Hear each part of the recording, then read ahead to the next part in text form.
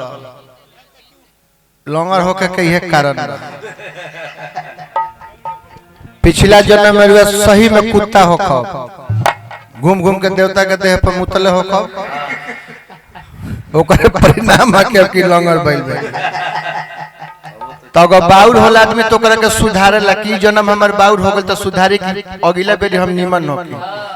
एहू जन्म में गाड़िए देते हैं तो फिर अगला जन्म में सोच लिए कि का हो जितना बाउर बोलता नहीं ओकर जवाब देहल उचित नहीं खे जान तनी का खोजता अब दोनों सुखल का गोरवा ऊपर क के तब पहली की बिना बैसाखी के घूमे लगत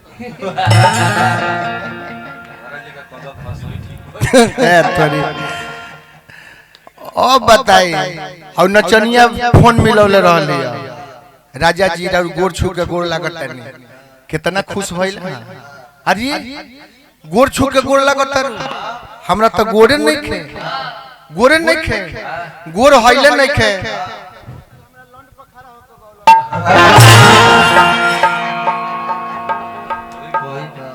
हाथ तोड़ी जाए हो हम बड़ाई लेकिन चलो भाई और आदमी बात भैया कहबो करे अब हई कहता नंबर एगो मिलौले रहल हई लौंडा एगो नंबर मिलौले रहल कि 99-980 आ धोती उठावा हलचल कसी ऐसा तक कितना नंबर हमरा लगे बाटे लगा ना देती 97-700 दूरी में आप 5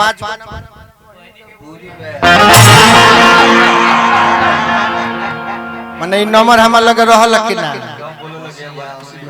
लेकिन हम कहनी कि ना हलू के नंबर मिला के मिल जा अब तू लगल तेज बने की कसी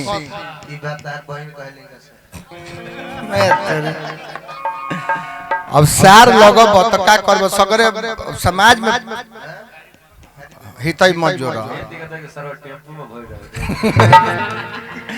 ए भाई तो बाबू एक टेम्पो चलावे तो स्कॉर्पियो में कहां से हो जाए ठोकर तो चू गई दिमाग खराब कर देता रहो तो लो ओ हरे राम भैया के मुंह देख के बस हम चुपा जाइले एगो हौ भइल बा कुछ हौ कहेला न तो घूम के देखेला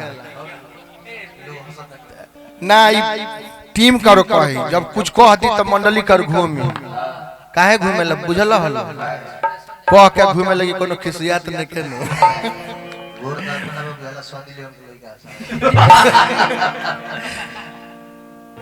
ना ठीक बा अभी लड़का बड़ा ता लोग के सीखे के उम्र बा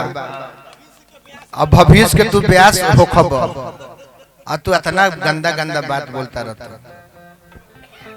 अब बताई हां देखी ई पंकज भैया ई बात हमरा पूजो पाठ के तो कम से कम छोड़ दी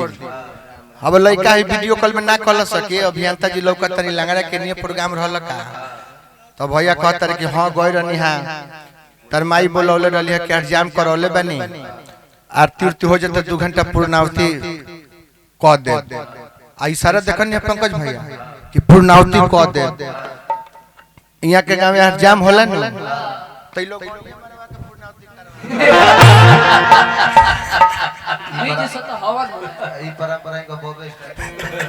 आई परंपरा यहाँ के बाबा स्टार्ट करनी धनेश्वर बाबा आ तब से गांव में केहू कट जाम होकर तो यहाँ के बाबे के लोग ले जाओ पूर्णावती करे के चली ना बाबा पूर्णावती करे के चल वही गांव में टोल टैक्स बंद हद हो जाता भोजपुरी जगत में इकलौता कलाकार हम ही रहनी है कि लोग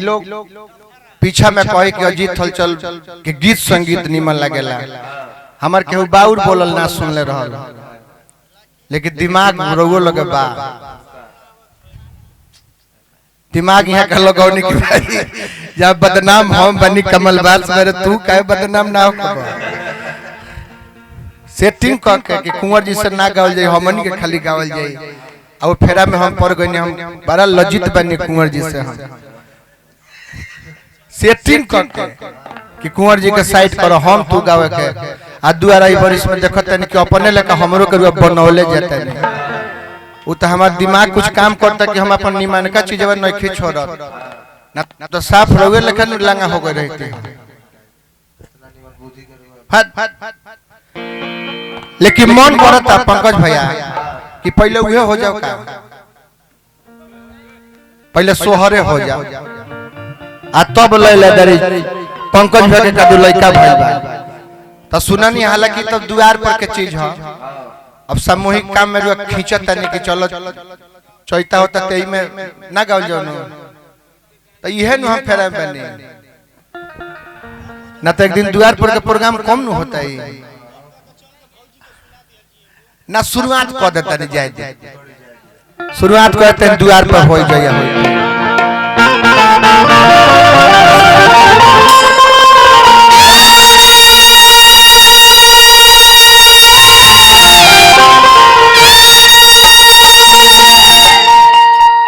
तनी पंकज भैया के मेहरारू के नाम पूछ के आवा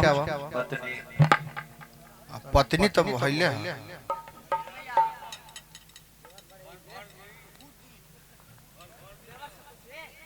रेखा अब तक वहां के अच्छा चैत में चिटकुला कोनो ब्यास के कॉल सुनले रहनी है सब चैत में तो अपने दुनिया के चैता चैती गावे के बाद टाइम निकल जाई चिटकुला पहिल का ब्यास की जे चैतो में चिटकुला कह देता नहीं अरे ई बात कहे के चाहे कि जीत गइले मेहरारू लगे तो कदू पुकुम पुकुम करत रहे देखो तो बाबरिन जवाब हम देब हैं अच्छा ठीक है हमार पुकुम रउआ हो जा का करे गए रहन हो जा ये सब काम हई कहता कि लड़की से ना तारा माई से भई रहे लेकिन छोड़ के भाग गइली तार बाबू से बात में करो पहले तारा माई से भई रहे आओ हई लइका खिसियात रहले है सकी उहे लायवा तो हमनियो के बजाओ त नहीं जा तो इनका के का करबो त लोग के खड़ा होके बजावे लेकिन नखे न तो तोहरो लोग के मिल रहे लेकिन पंकज भैया एहू के देख लिया अच्छा हमरा पंकज भैया के छोट भाई यानी बबुआ के लोकल पापा हैं बबुआ के लोकल पापा बानी नाम बताई नाम आजाद भैया बानी नारायण जी बना के रख तब पंकज भैया अइया के मलकिनी बबुआ के मुहवा निहारत आई आपस में विचार करत लो कि बबुआ हमन के का होई तब पहले भौजी कहता हमारा बुझाता